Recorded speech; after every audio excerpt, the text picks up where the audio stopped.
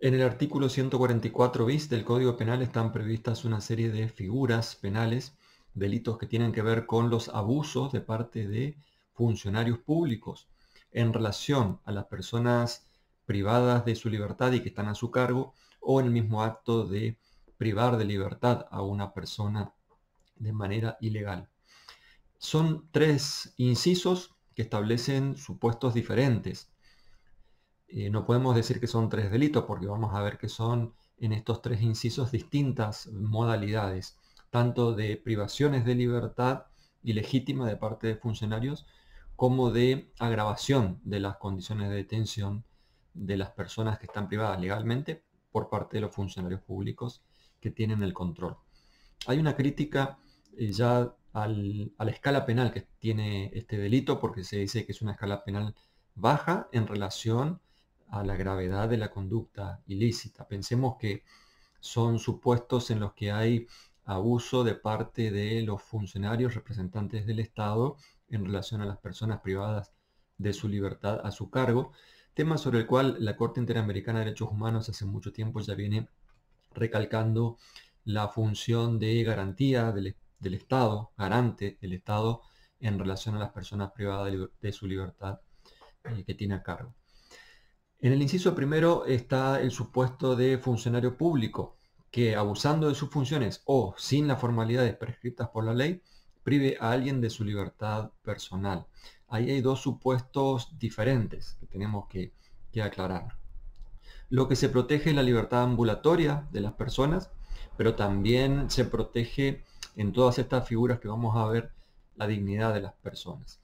Bien, específicamente en el primer supuesto de privación de libertad cometida por los funcionarios públicos, en este caso el autor necesariamente tiene que ser un funcionario público.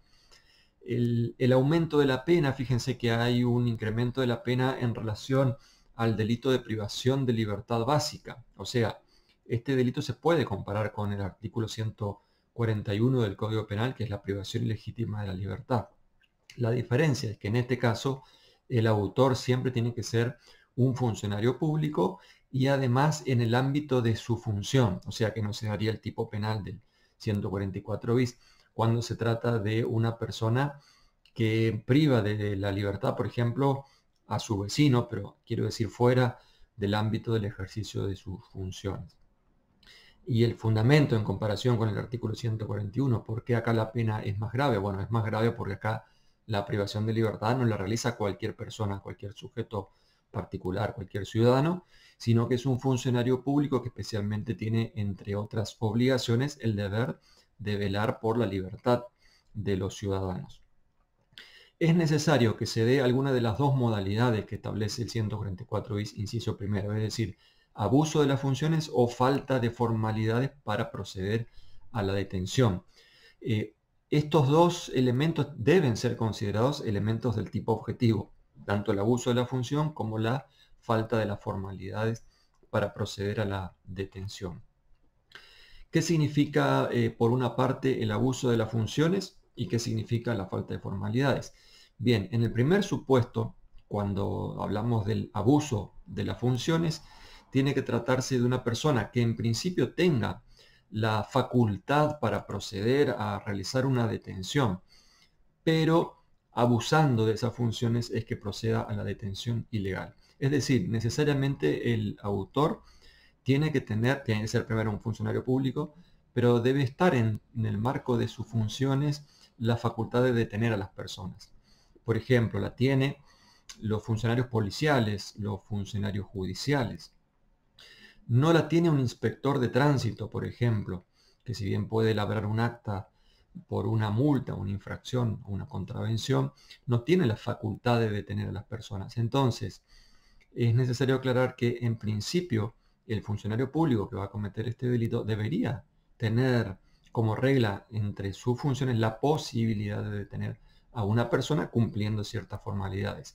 Y el delito se daría cuando el autor lo que hace es, sobrepasando esas facultades que tiene, excediéndose, de eso se trata el abuso funcional, excediéndose de esas funciones va a detener ilegalmente a una persona.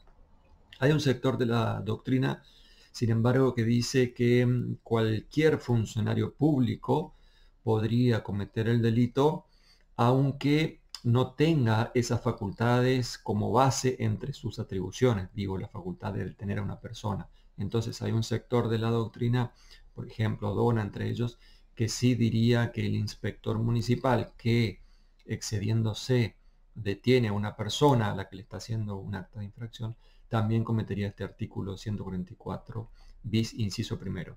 El otro sector de la doctrina que dice no podría ser autor, no es que considera que no hay delito, sino que diría que se configura el artículo 141, la privación ilegal de la libertad de cualquier ciudadano, incluso se podría aplicar la agravante del 142 cuando se refiere a una persona que simula ser autoridad pública o que simula una falsa orden de la autoridad que sí tiene competencia para detener.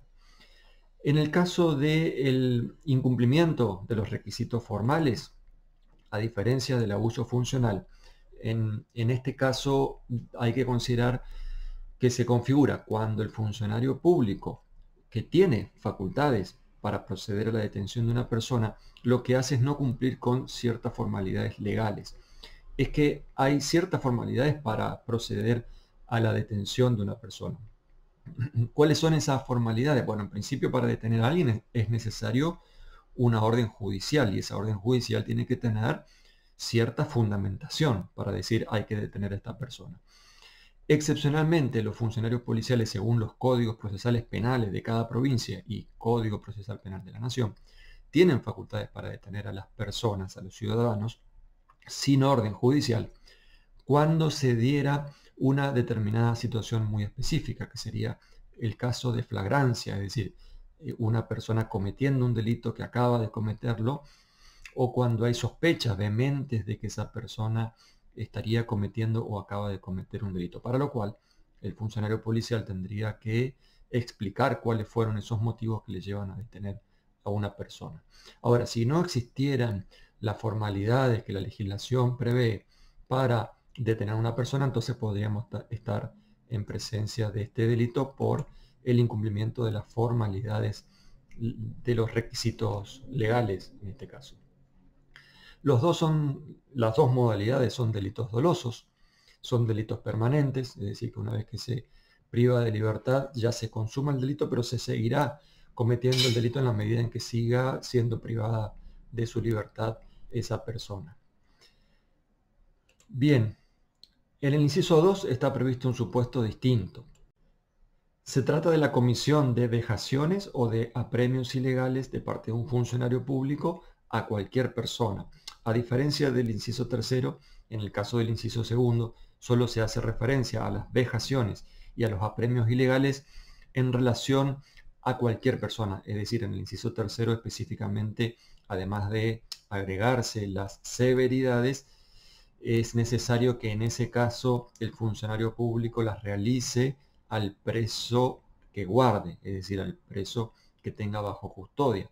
En cambio, en este inciso segundo, basta con que el funcionario público, que sí tiene que estar en ejercicio de sus funciones, las realice a cualquier persona.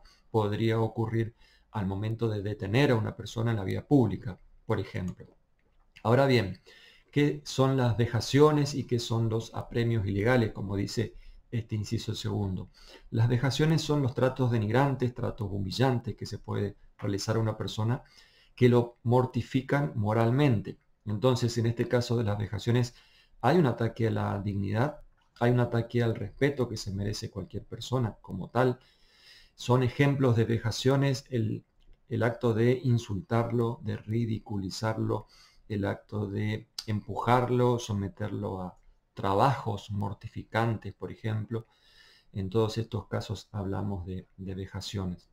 En cambio, en el apremio, además de ese trato indigno que se le da al sujeto pasivo, hay un procedimiento coaccionante de parte del sujeto activo hacia la víctima con una finalidad específica. La finalidad específica que no tienen las vejaciones, que no tienen tampoco las severidades. La finalidad específica generalmente tienen que ver con la intención de lograr una determinada conducta del sujeto apremiado, de la víctima. Por ejemplo, lograr que éste haga una manifestación o una confesión sobre un hecho ocurrido. Entonces, apremiar significa oprimir, urgir, obligarle a realizar una manifestación específica. Y en este caso, el sujeto pasivo puede estar privado de su libertad o no. Ahora, pasando al inciso tercero, además de las vejaciones o de los apremios ilegales, aquí se agregan también las severidades, que son otra forma de afectar la dignidad del sujeto pasivo. Pero además, en este caso del inciso tercero, el autor solo puede ser un funcionario público en ejercicio de sus funciones, hasta ahí igual al inciso segundo, pero que tenga al preso bajo su custodia. Las severidades, ¿qué significa? Son una forma de trato que por su rigor excesivo le pueden provocar a la víctima un padecimiento físico. Por ejemplo, los castigos, inmovilización de la persona, privarlo de alimento, privarlo del descanso, colocarlo en un lugar de aislamiento, es decir, sin contacto con otros presos, con otros detenidos, con otras personas. En algunos casos privarlo incluso del contacto con sus visitas, la visita de sus familiares. Entonces la única diferencia es que en este caso tiene que ser de un preso que tiene a su guarda, a su cargo. Es necesario que esos apremios sean ilegales, lo cual significa que no esté previsto esa severidad o esa condición negativa para el preso en la legislación o en los reglamentos carcelarios, porque si así estuviera previsto, en ese caso no sería un apremio ilegal. Es un delito doloso, todos los supuestos del inciso tercero son delitos dolosos, lo cual significa que el autor debe saber que está cometiendo este tipo de actos y afectando la dignidad y agravando la situación de privación de libertad de la víctima. Y en la última parte del 144 bis se prevén agravantes que son las mismas que vimos en el artículo anterior y que nos remiten al artículo 142, excepto el supuesto del inciso cuarto.